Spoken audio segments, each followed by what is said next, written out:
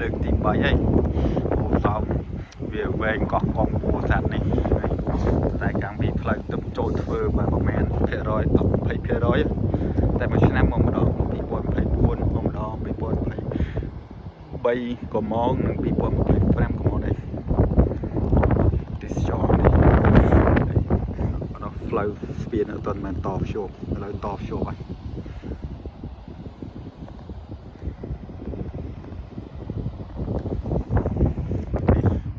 ទិដ្ឋភាពស្ពានតែអូសោមខ្ពស់ហ្នឹងបងប្អូនមុននេះផ្លូវវាគេ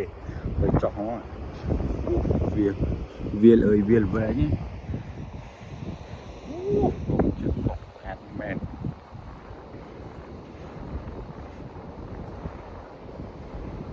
ហើយថ្ងៃនេះគឺថ្ងៃសុក្រទី5ខែ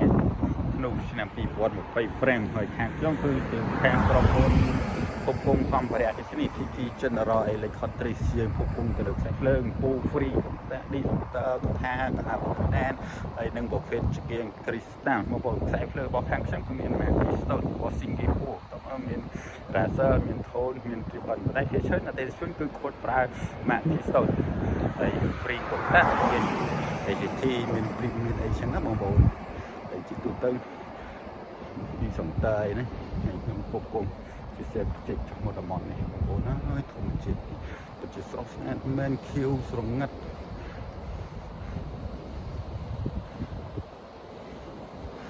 ហើយអ្នកទាំងអស់គ្នាទំនេរមកធម្មជាតិហ៎ជាតំបន់កំសាន្តអេកូធម្មជាតិចឹងបងប្អូនទៅគឺស្រស់ស្អាត